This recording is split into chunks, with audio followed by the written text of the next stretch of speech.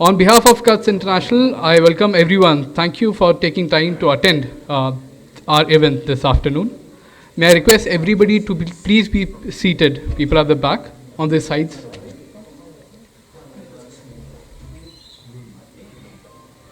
To begin with, let me thank His Excellency Australian High Commissioner, Ambassador Philip Green. Also, I thank the wonderful audience and I look forward to listening to today's session. High Commissioner Philip Green is an Australian diplomat with experience on 4 continents, having served as Ambassador or High Commissioner to Germany, Singapore, South Africa, and Kenya. He served as the head of the division in the Department of Foreign Affairs and Trade, responsible for managing Australia's relation with the United States during the Trump's presidency. High Commissioner Green's career includes the following highlights: oversight of the implementation of Australia's Indo-Pacific strategy following its launch in 2017, led responsibility for the development of Australia's policy on the Quad from 2017 to 2019, piloting the conclusion of the enhanced strategic partnership with Germany and the Australia-Germany Hydrogen Accord, the conclusion of Australia's comprehensive strategic partnership with Singapore in 2016, and the upgrade to the Australia-Singapore Free Trade Agreement in the same year. Ambassador Green was Prime Minister Kevin Rudd's international advisor, who have also been on our advisory board, and the Chief of Staff to Foreign Minister Rudd. He led the Secretariat for the Review of Australian Intelligence Agencies, and Ambassador Green was awarded the Order of Australia Medal for his role in response to the Bali terrorist tragedy in 2002. He is a graduate of the University of Sydney in Arts, First Class Honours and Law. He holds honorary degrees from James Cook University and Murdoch University. With this, I am pleased to invite His Excellency High Commissioner Philip Green, Australia High Commission, New Delhi, to deliver his valuable remarks. Before that, I'm pleased to invite Pradeep S. Mehta, Secretary General, Cuts International. Okay. Over to you. Well, anyway, thank you very much. Thank you, Philip, for having agreed to come here and speak to a literate audience in Jaipur who would be interested to know as to what is happening in terms of Australia-India relations. I've just come back last night after a week's hectic tour of Australia, organizing events in Sydney, Melbourne, and in Canberra. Canberra was with the Australian National University, with whom we had organized a similar event 10 years ago when Peter Varghese was the Foreign Secretary. So it was a kind of an encore. At Melbourne, we organized an event on. Now, the event in Canberra was more looking at the larger picture of India-Australia partnership in the trade sphere, and not necessarily bilateral, but including bilateral relations. At Melbourne, the event was organized by the Australia-India Institute, headed by the wonderful Honorable Lisa Singh, which is looking at a very particular aspect of the India-Australia relations, which is on critical minerals and metals. And in the context of the Quad, and that is one thing missing in our title here, is that Quad becomes very important in the context of whatever India-Australia relationship that we discuss. Finally, the event was held in Sydney, where the Consulate General of India was kind enough to co-organize it and co-host it, along with Newland Group, with several names in the Australian policy space, including Tim Thomas, who's the Centre for Australia-India Relations, and so on. And there were many good names. There are reports of that. All these will be put out shortly by us. They take time. The weekend is coming up, and so on. And I'm proud to say that whatever happened, and from there I'll segue into my questions to Philip. One of the things which came out very clearly was, at Kutch we are doing a lot of work on defense relations with US. And that is a very promising area that we see, particularly in the context of the fact is that the Honorable Prime Minister Modi, in launching his Atmanirbhar program, has focused upon developing Indian industry to make in India for the world. So we see there is quite a lot of, what I would say, a lot of scope, a lot of potential to expand this further. And as it happens, Philip spoke just the other day to a press, ABP, I think, where he also stressed upon defense. With that, may I now invite Philip to please come and address. This is going to be a fireside chat. Philip is not going to make a speech, but you're welcome to make opening remarks, and then I'll come to the questions that we discussed so that we make it as interactive as far as possible. Philip, welcome.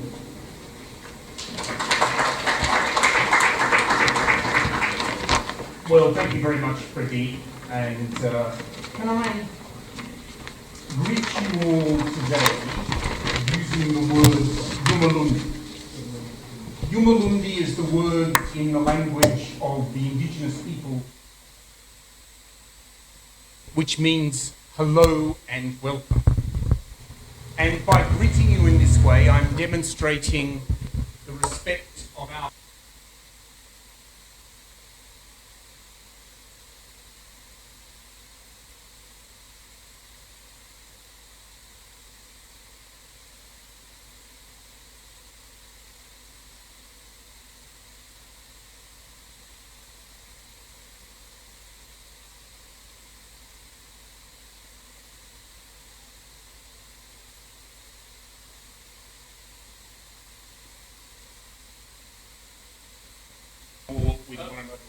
Please put your phones on silent or switch it off if you can't. Thank you. Sorry.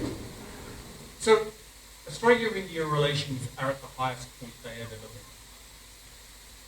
And the second Modi term has been the golden era of our bilateral relations. You've all seen the photographs of our prime ministers together at Kudos Stadium and at Ahmedabad, Narendra Modi Stadium.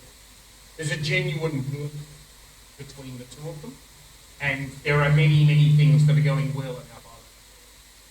But I want to explain to you that there are three historic drivers which are propelling our bilateral relationship. So this is not just sentiment, and these drivers are strategic, that is to say they are enduring. And so I'm very confident that our bilateral relationship will continue to become up. So the first is the strategic situation in the Indo-Pacific, where Australia and India feel alike that the prosperity and stability of our region that we have had for a very long time is under threat. And stability and open economy ambitions that we and India do. That means that we have a level of strategic alignment that we have never had before. And I believe that will go on for decades and will form one of the key parts of our bilateral relationship. The second thing is economic complementarity. So, India is the 5th biggest economy in the world, and it's growing at over 7% per annum. It's the fastest growing large economy in the world. Now, that means that every country in the world is turning greater attention to India, and so are we. But for us, it's different because our economies are complementary. That is to say, the things that we offer in our economy are very different from the things that India offers, and vice versa. So, India is full of people. And this country will inevitably be a services and manufacturing superpower. Our country is large and short of people. We will never be a manufacturing superpower. But what we have is the metals and minerals and energy that India needs for its development. So whether it's critical minerals, whether it's LNG, whether it's hydrogen, whether indeed it is our universities and the skills that they can help India develop for the very large number of people who graduate every year. Australia is a beautiful match for India's economy. I mean, there's other things. The fact that we have strategic alignment helps our economies, especially a moment when we are all concerned about economic security. And the fact that we are neighbours just across the Indian Ocean matters. But the key thing is that economic complementarity. Another driver that we think will be enduring. And thirdly, and my favourite, what we call the human bridge. Now nearly 1 million people of Indian origin who call Australia home. Now, I'm very conscious 1 million people is not a lot in Indian terms, but it's a lot in Australian terms. It's nearly 4% of our population. And let me tell you something that you might not be aware of, and this is really remarkable. We welcome our Indian migrants, and they are making an outsized contribution to our society. And you might say, well, an ambassador would say that, but I've got the statistics to back it up. Because our census data shows that people of Indian origin in Australia are 2 times more likely to have a higher degree than people from any other origin in Australia, including Anglo-Pacific people like me. People from India are 1.8 times more likely to open a business than people from every other community, on average. And people of Indian origin, this is perhaps the most surprising thing, are 1.5 times more likely than the other people in Australia to be active in social or community affairs in our country. Be that the local Parents and Citizens Association of the local school, be that the Dog and Cat Club, be that the athletics club. So that's the sort of migrant that we want in Australia, and people of Indian origin are making an outsized contribution. May I, Philip? May I? Yeah. Carry on from where you left. This hotel is owned by an Australian of Indian origin. And he was quite delighted there is Pradeep. And he is gung-ho on ECTA, which I'll come to a little later. But to add that, one of the points that I made in one of the meetings in Australia is, why don't you look at USA as an example, which has trained, educated a very large number of Indians and gained from their staying back in the US. Similarly, my own son-in-law, having studied in Australia, has now stayed back. And there are many colleagues of his, Philip, who have, so you are able to see this kind of, what the new term that I heard there was brain chain and not brain loss or brain gain, in the sense that now if you, that is a model which would help Australia to look at in terms of as to how to establish closer relations with India, looking at the diaspora as a base. Thank you.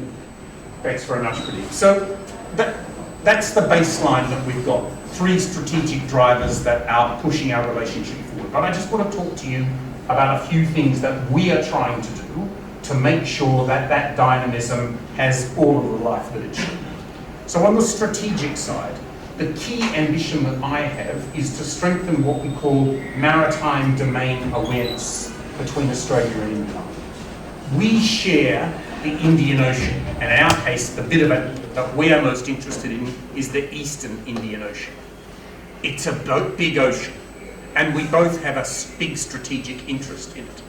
And each of us have capacities to understand what is going on in that ocean, but neither of us has enough.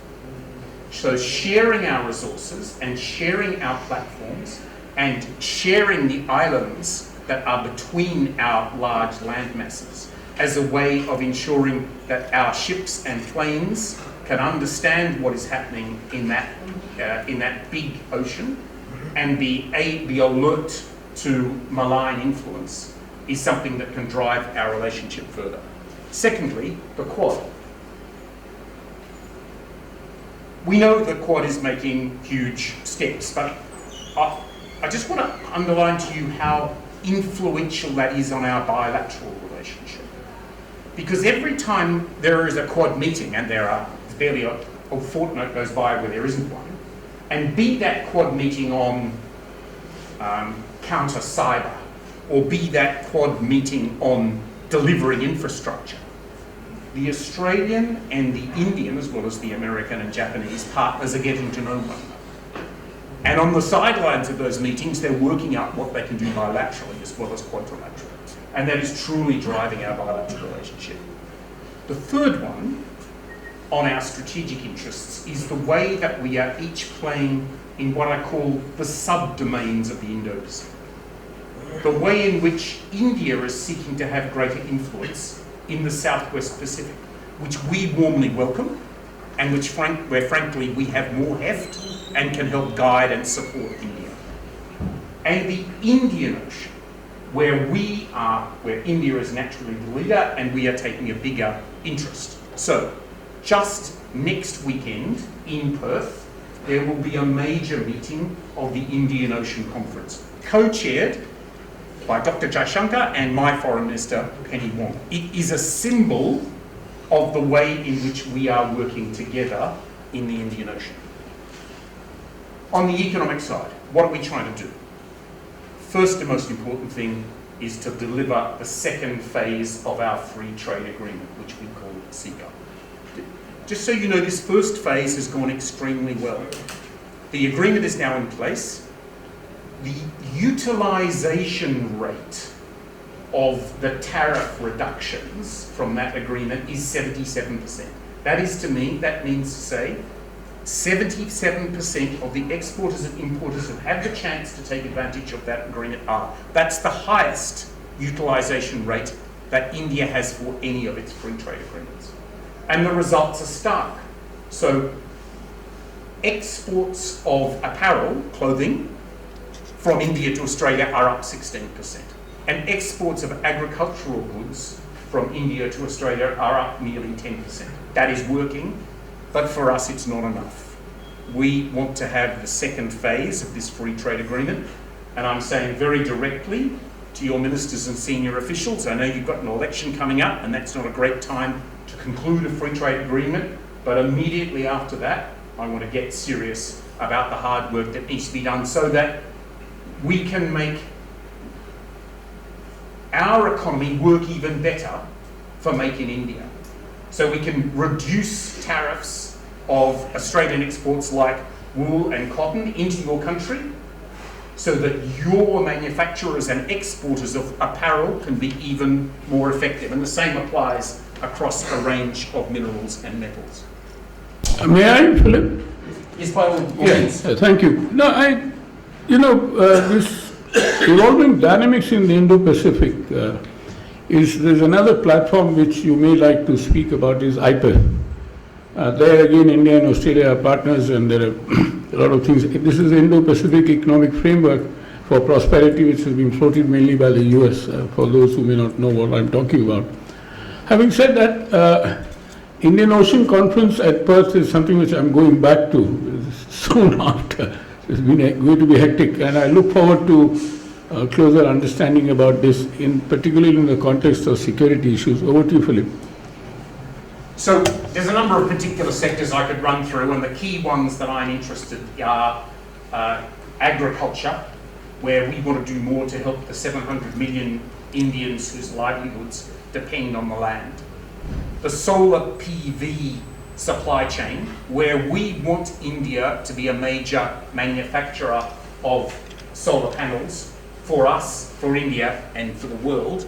For critical minerals, where if India is going to be a major manufacturer of batteries and electric vehicles, you will need our lithium, we're the biggest exporter in the world, and our cobalt, we're the second largest producer in the world. But the one that I just want to focus on right now is education. So we all know that there is a very good recent history in Indian students coming to Australia, more than 125,000 there as we speak. We welcome that. But we can't train enough Indians who need to be trained in Australia. And this shouldn't be a one-way street. So your government has now made it possible for foreign universities to set up branch campuses in Gift City. And this is hugely advantageous to Indian families. It means that a fully accredited Australian degree would be available here in India at a fraction of the price and without all of the family and social costs of going from one country to another. Now, your government opened to all universities in the world the opportunity to open in Gift City. In the whole world, 2 universities have taken up that opportunity. They're both from Australia. Deakin University from Victoria and the University of Wollongong from New South Wales.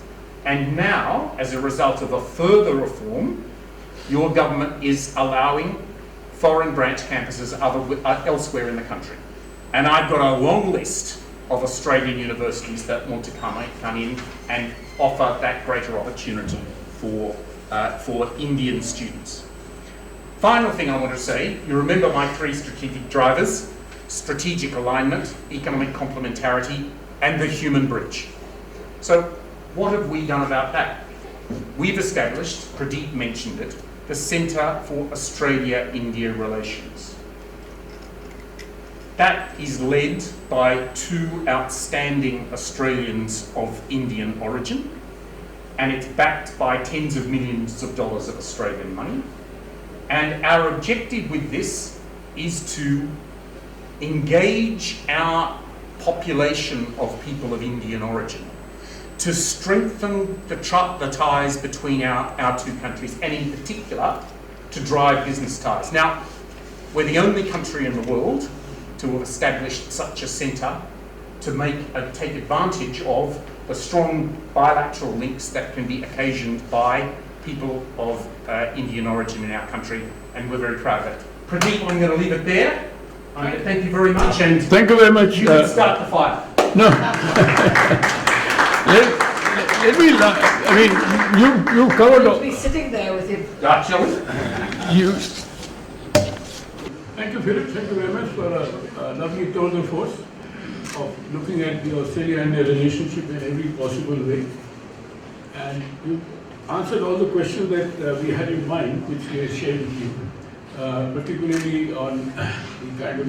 What I did foresee, and I must tell you this, that in this recent trip I found a lot of gung-ho among Australians. There are a few skeptics as well, which is bound to happen even in India. I received a comment from one of our former trade bureaucrats that this is Australia-India FTA is a win-loss. We calculated all that and so on and so forth. But anyway, we'll come back to that later on. The important part, that is what you would like to speak about, is the strategic interest. Now, Prime Minister Modi has clearly announced the policy of the Government of India to not look east but act east. So in that, Indian Ocean is a very important part of the Act East policy, and therefore one has to look at that. The only trouble that we face often is, how do we evaluate the strategic gains or losses? That is something which we make an effort to do in the best manner possible. But that is something which we have to answer to all skeptics. So that other than the gains and losses in terms of the trade, there are other gains which we must look at. And what we can see, I mean, anecdotally, there's clearly a lot to be said. Secondly, the Indo-Pacific is looking at the kind of security issues which India is facing in the region. And that again is very important for us. And I don't want to go into that in detail, Philip, but as you know, security is now a major concern for most countries in the world, particularly because of the fact that the world is fragmenting in a sense. The kind of war in Ukraine and Middle East and Africa and many countries, etc. How would you visualize the role, Philip, of civil society organizations in this discourse? Finally, I would like to just mention one comment from the last session which I felt really sad. We do a lot of work in Africa, by the way. We've been working there since 25 years, Philip. And we were actually quite happy with the kind of Australia-Japan partnership to extend Indian cooperation in Africa. But in that climate change panel, what I saw was the absolute miss of any nation from Africa or Latin America. That I thought was a big miss, and this is something which I'll tell Sanjay Rao, but I just thought let me mention it because it was a very serious matter. Over to you. So you're right. We need to keep a careful eye on how the strategic balance is going and how successful or not successful we are being. And it's a difficult and impressionistic calculation. It's one that, in our case, we would do with all of our agencies sitting together, and probably the agency with the pen being our chief intelligence organisation, which is called ONI. I guess let me give you a couple of pointers as to what we think. First of all, it's our stated view that the strategic challenges facing us and that the same sort of strategic challenges that face you are accelerating. So we're doing a lot, but there is no reason to rest on our laurels. I would have to say that in the domain that is our key partners in the region, the last few years has been very positive. I mean, the last, I've been here 5 months, and the last time I was here before that was in 2019. And at that time, I was responsible for our Indo-Pacific policies, including the Quad. And I came here on Quad business. So at that time, the Quad had no leaders meeting. In fact, Quad meetings were amongst senior officials and undertaken on the sidelines of other meetings. We had no set agenda. We had no work plan. And sometimes those meetings even happened without a communique being issued, and when it was a sad little thing of 5 or 6 lines. You can look them up, right? You run the video forward to 2023 when I arrived here, and you've got annual Quad summits of leaders. You've got a very clear work program with a huge amount of runs on the board. When you look at those Quad statements, now they run to several pages of the things that we are doing, and of course we have a very settled work program over 4 major fields. So that's transformed. I've just been in Europe. I was ambassador to Germany, and the last few years has seen a very fast uptick in the understanding in the key European players, and I'm thinking now Britain, Germany, France, EU, of the strategic dynamics in the Indo-Pacific and the need for Europe to do more. So that's a positive. We think we've done well in the Southwest Pacific, the small islands which are our nearest neighbours, and which feel the strategic dynamics in a very particular way.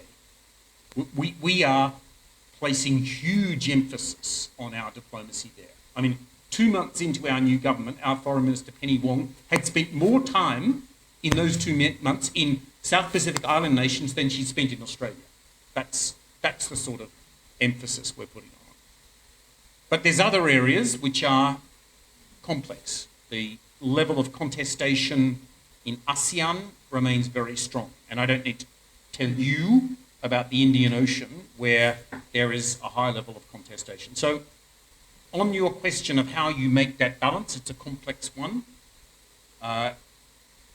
We've done a lot, but there's no reason to accelerate what we're doing together. Thank you very much. And the last question, what would you see as the role of the civil society? Oh, yeah, very important. So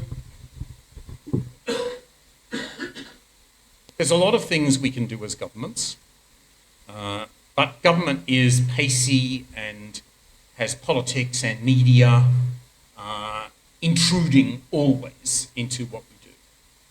Institutions like yours has the capacity to work behind the scenes, quietly, and develop long-term thinking and policies that can feed into policy making. And it's also possible, although frankly this is less an issue, I would once have said, between India and Australia, these are forums in which we can discuss sensitive issues that would be difficult to put on the table at the government level. Actually, I'm not sure I need to say that anymore. Because we've now got a level of maturity of our relationship that I think we can discuss sensitive issues at the level of government. Thank you, Philip. Can we take a few questions? Yeah, sure. Yes, please. And please identify yourself. And please make your question sharp.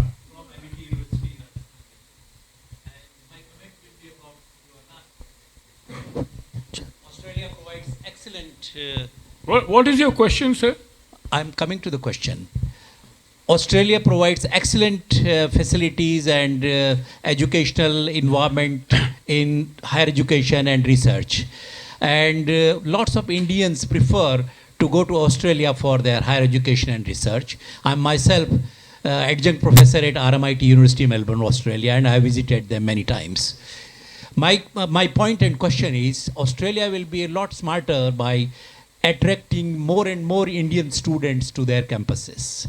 And they can do that through providing the education little more affordable. The Australian education for an Indian is very expensive in terms of tuition fees. Like I would like to go to Germany where tuition fees is negligible than coming to the Australia. So in that respect, I think you will get very good students if you can look at the tuition fees at Australian universities. That's a problem even we face in the US, and we have to deal with it. Either we take it or leave it, Oh, yeah, Because I know. the cost, but what I mentioned initially that Australia will be a lot smarter by attracting more Indian people. Thank you. Oh, I know about that. 1 minute. I know. 1 minute. 1 minute. There's a gentleman at the back. Please identify yourself. Please identify yourself. I am N.D. Mathur, Dean Jaipur School of Economics, GECRC University, Jaipur. Yesterday, a comment was made in JLF by former Prime Minister of Australia that I give 10 out of 10 to Indian-Australian relationship. But the trade is not picking up. And the statement given was that more trade is with the China but lesser with the India. And the reason given was the protectionism. So what is your opinion on that? Thank you. I'll take one more question from here. Is there any lady? 1 minute. I would like a lady to raise a question. Hello. This becomes a manel then. Yes, please. Please identify yourself. Just a minute. And then you? After her? Okay. Hello. Good afternoon, sir. My name is Umanshi. My question is different, related to China. I think China is increasing aggression on Indo-Pacific region. So then what do you think? I want to know about your policy.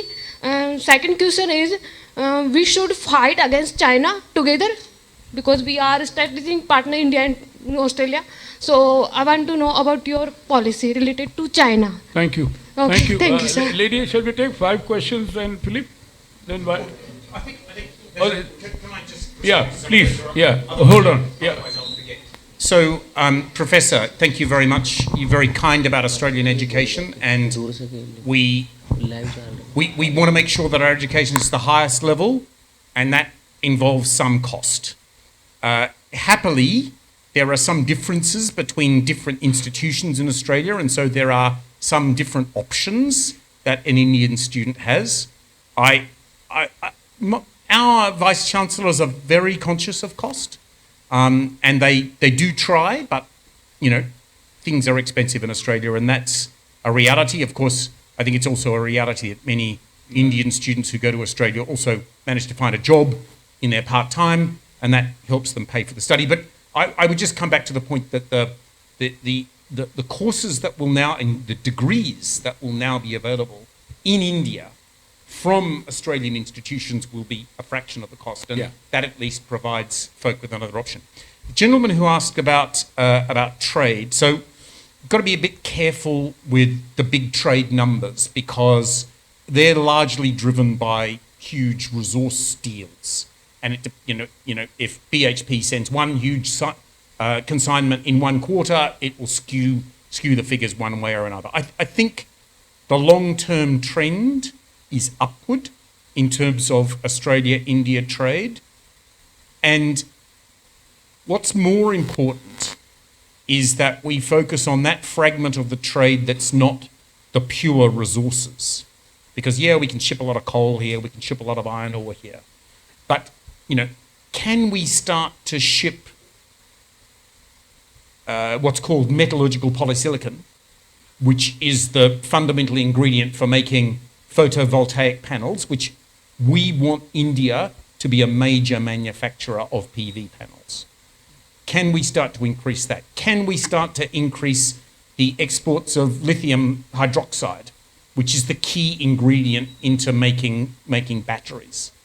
They're the things that I'm really watching, because I can't control how much a big firm ships a lot of coal in a particular quarter. So I think give me the duration of my posting to demonstrate that we can shift on these important parts of the trading relationship. Thank you very much for your question on China.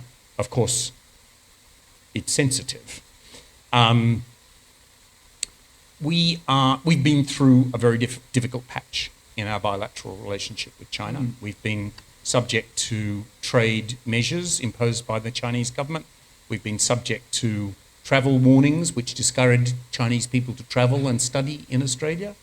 And some of our nationals have been held on questionable charges, let's say it that way, in under the Chinese authorities. We are at the moment stabilising our bilateral relationship with China, and that's important because I think none of us want an unstable relationship with one of the great powers of the world. But our mantra is that we will cooperate with China where we can, disagree where we must, and always act in our national interest and in engagement with our partners. In all of that, we are prepared to call out the things that are not good about China's engagement in the world. So China is undertaking the largest military modernisation that the planet has seen since the Second World War. And that is happening without any strategic reassurance. No public white paper which would indicate what this military build-up is for. And that might give us some cause for comfort about why it's being done. We call that out and we say, that's not right. And the second one is this. So a month or so ago, you probably heard the news, Australian Navy divers in the water, in international waters, and they are subject to a sonar attack. We regard this as unprofessional and dangerous activity, and we call it out for what it is. Thank you. I'll take 3 more questions. Lady here. Yeah. Mike, please. Hello. No. Okay. It's recorded. So. Thank you. Please identify I'm yourself. Gayatri. I'm also a fellow Australian. I've settled here in Jaipur. I'm from East Kurrajong originally. Sorry about the American accent there. My question, I've got 2 quick questions. One is definitely the Australian government has been calling out a lot more stuff, and I've seen them taking a very strong stance with China and with what else is going on, which is incorrect. And they have developed a beautiful, strong relationship with India over the years compared to much earlier where we were not strong. And we felt kind of left out as India. They were not supporting us. Do you see that this change will continue, like you're saying, in the next few decades, regardless of which government comes into power, because of the strategic alliances you've built? And is there anything else which would help us in the future as well, staying strong? That's one question. The second question I have for you as well is, with a lot of Australians who have chosen to settle down in Australia, or there's a lot of us who've come back, and slowly more of us coming back, we've got children who we'd like to send back home as well to experience living in Australia, working in Australia, because it's a very different environment, which is better for them to get that independence. It's a little bit difficult to get back for the children into universities there as well, despite being Australian citizens. Thank you very much. Yeah. Thank you very much. So I wanted to ask, Yeah, is there something you're setting up for that? Hello, where's the mic, Wala? Yeah. Just a minute. At the back, the lady, young lady there at the back. I'm being a little partial towards ladies. Thank you so much. I'm Debashri Hazarika. I work as a research associate in CUTS International. Thank you, both of you, for giving us such an informative and to know about this session, about the relations as so far. So my question is, as you said that Australia is very interested in giving out skills, imparting skills to India because of our such big population. And also in today's age where digital era, where in the fourth industrial revolution, where AI and technology is such a big part, my question is, how are you going to make it more democratic? As Australia and India, we are bounded with cricket, curry, and Commonwealth. So how are you going to make it democratic so that there is not a dependency of core and periphery being brought again? Dependency created where the core is controlling the periphery. There's another jargon, Philip, which I heard in Australia was fun, food, and fun and festival. So that's again, but one more question, usual. Just a minute. Thank you, sir. I'm Ujjwal Kumar from CUTS International. My question is related with one of the strategic bilateral relationship with respect to norm setting at the global level, because it's becoming more strategic now, particularly for the emerging and critical technology regulations.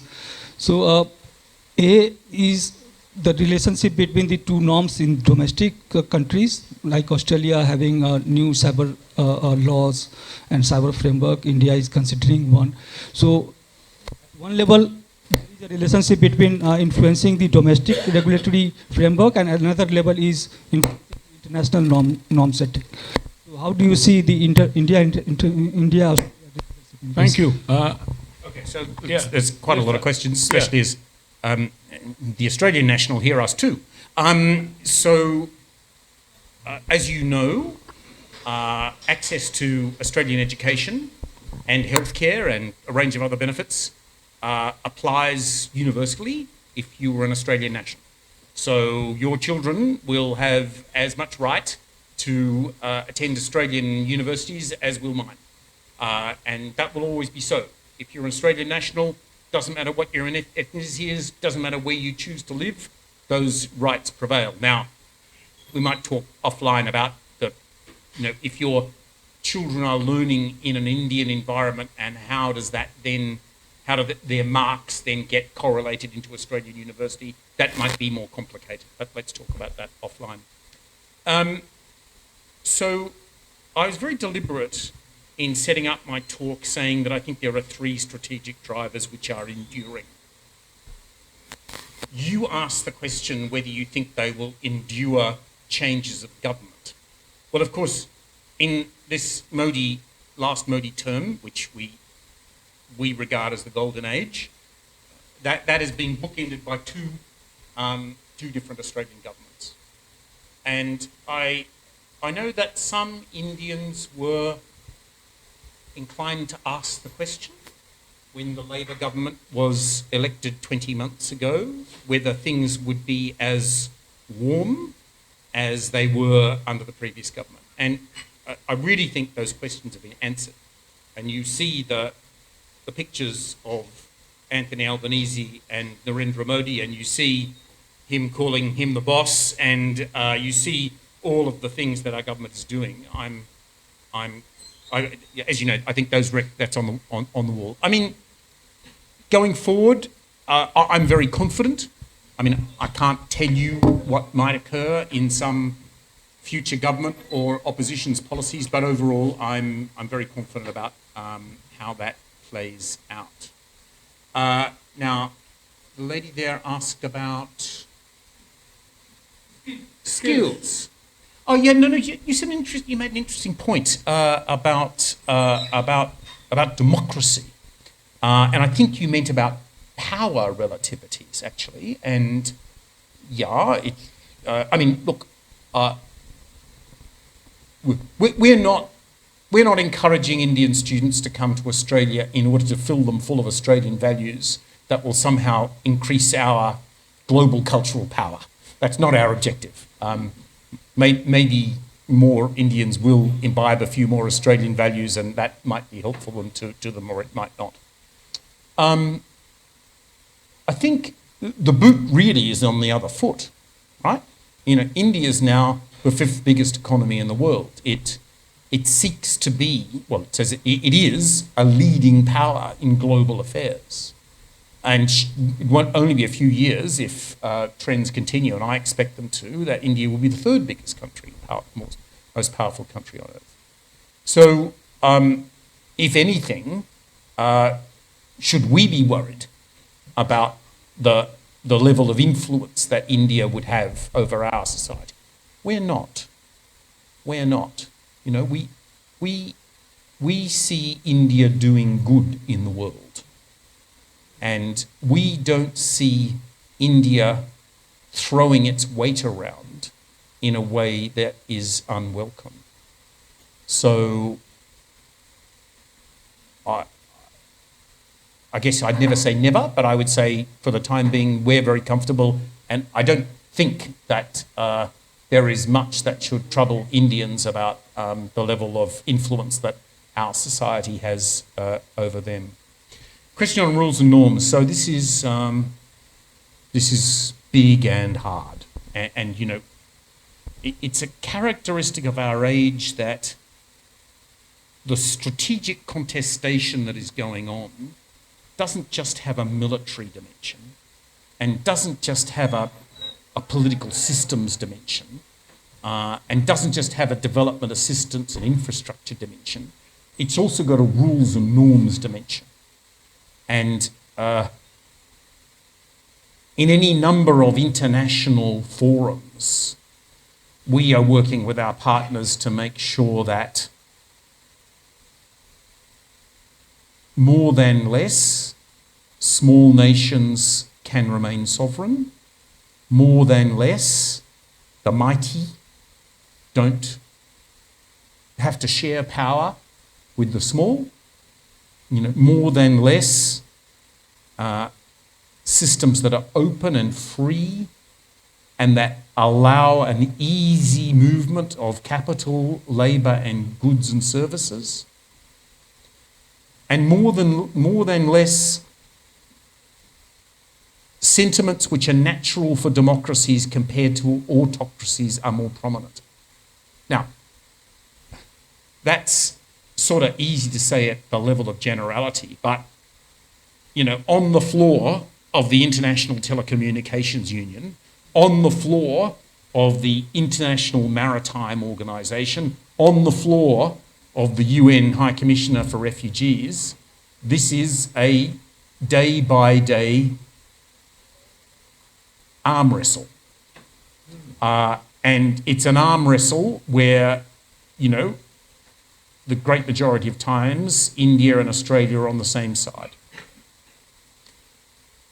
So the strategic alignment that we talked about, and I didn't say it, but thank you very much for raising it, because it's really important. It is not just playing out in the dimensions that we normally think of as strategic dimensions. It now has this global character, and it's a hard struggle, I have to tell you. Thank you very much. Do you have time for a few more questions? One more round. One more round. Fine, please. Gentleman at the back, and then you. Dr. Anil Mehta from Banasthali University. Ours is a premier institution in the world in the field of women education. Would you like to come here? Because the High Commissioner cannot see you. Thank you. And it is a very well-known institution of Rajasthan, Philip. Yeah. Yes, sir. Please. So, sir, ours is a premier institution in the world in women education where more than 18,000 female students are studying in a single campus. It is a residential university. Apart from the regular education, it is providing the value-based education particularly. So I just wanted to know that whether in Australia are there universities who are exclusively providing education to the women students, number one?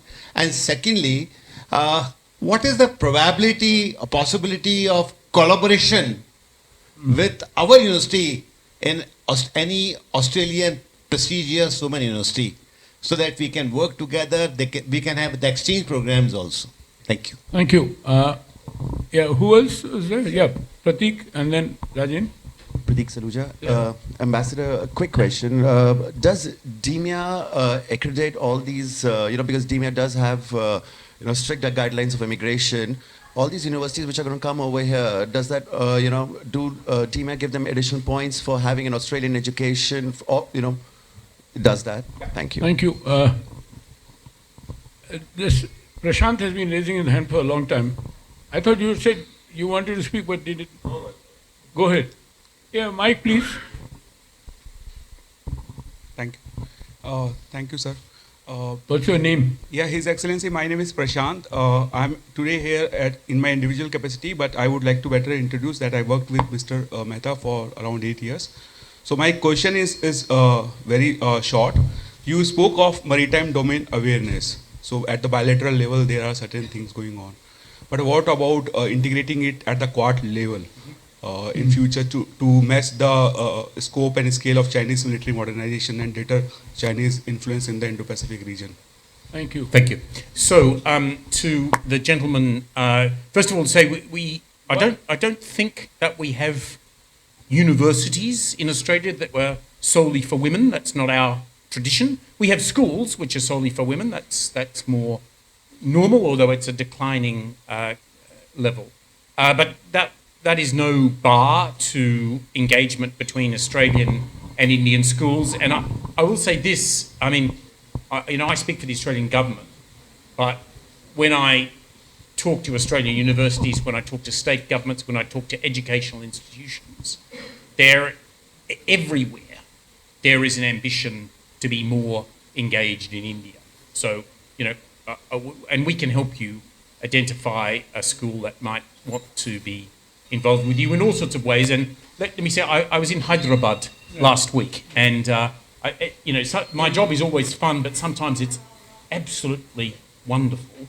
I found at the Apollo Hospital in Hyderabad 25 Australian medical students doing half a year, fully part of their course in the Apollo Hospital there. And these bright-eyed 21-year-olds with broad Australian accents thrown into Hyderabad and swimming, loving it. It was, really, really charming, really charming to see. Maritime domain awareness. So we're doing a lot at the bilateral level. We do a bit at the trilateral level with some other countries in the region, and that can help strengthen the work that we do. But we got to be, look, it's a complex business to get naval and air assets in comparable places at the right time to be able to help each other. And so trying to do everything at the level of the Quad doesn't make sense. So I'll tell you what we are doing at the level of the Quad, and this is really interesting. We are, as a group, purchasing commercially available overhead imagery to make available to small countries in the region who otherwise would have no capacity to be able to buy this stuff, so that they have better information on what is going on in their near abroad. And in particular, this is helpful for them in understanding what we call dark shipping. That is to say, ships that are not equipped with the normal communications mechanisms which allow a state whose waters they're in to understand that they are there. And that's enormously important for these states to stop smuggling, be that of guns or people or whatever, and straight out criminal activity, as well as strategic input that we wouldn't want, or that they wouldn't want. So that's an important dimension. Now, there was a third question, and I've I've lost it. Oh, so, oh yeah, oh yeah. Well, so, no, so we don't regulate the Australian universities that operate here, but the Indian government does, right? So, and the most important parameter is this, that a university has to be in the top, I think it's 500 or 1,000 in the world rankings, to be able to apply for a foreign branch campus license. And just to give you an idea, I mean, that doesn't sound very high, but you'd be surprised at how many universities there are in the world. There's more than 4,000. So, so that's a reasonably select group of universities. And so, for instance, Deakin, which is opening the campus in Gift City, is ranked about 150th in the world, which is about the same as IIT Madras. So, you know, this is high. And we're also seeing a higher level of interest from what we call the G8 universities, the top 8 universities in Australia. So I don't think I have to worry about the quality of the Australian institutions that are setting up here. And the immigration department, Dimia, would accept that as a 30 point or 40 point, you know, whatever they used to do that during our time. You had those classifications of for immigration at that time. Yeah. So they would probably accept, although being an Australian university in India, do they still classify as like a 30 point for immigration in Australia? I don't know that we would make a distinction between a degree from an Australian university and a degree from an Indian university of similar type, but I'd have to check. I'm sorry. I'm only in my 5th month here. I don't know everything. Thank you very much, Philip. That was an excellent powwow, I would say. Yeah. Quickly. Yeah. I can speak loudly. The question which comes to our mind is there is a sudden jump in the interest in Australia from within India. Your name, please. Oh, sorry. I'm Rajendra Banawat. I was a civil servant for about 38 years and I've been working or associated with the civil society organizations, including CUTS. So, one is that when the government has permitted foreign universities to have branch campuses in India, why is it that there is not enough momentum in that? Not many universities have started having branch campuses here. We don't, at least in Rajasthan, we don't find many. Any obstacles that you think? Second question is, India is a... very short, one-liner. India is the fastest growing economy and still there is a lot of inequity. How do Australians perceive as India? Fastest growing economy or country with a very fairly large degree of inequity? Rajan, your second question requires a seminar for the whole day. It does. It really does. So, look, the answer... Why don't you answer the first question? I'll answer the second question first. So, what Australian firms are focusing on, and we are encouraging them to focus on, is the growth of the Indian middle class. Yeah. So, you know, there's always been a group of Indians who are very wealthy, and maybe that group's growing. What is really striking is the number of people in India who are now, let me put it this way, who are now in a bracket that they would be able to afford Australian quality goods and services. So who is earning enough to be able to have a holiday in Australia? Who is earning enough to choose for their son or daughter to have a wedding in Australia? Who is wealthy enough to be able to buy Australian wine? And who is wealthy enough to be able to buy, you know, Australian lamb product? That's the segment of the market that we're interested in, and it's very well known that that segment is growing. What was the other question, Pradeep? That's it. Why is the momentum of the foreign universities? So because it's new, right?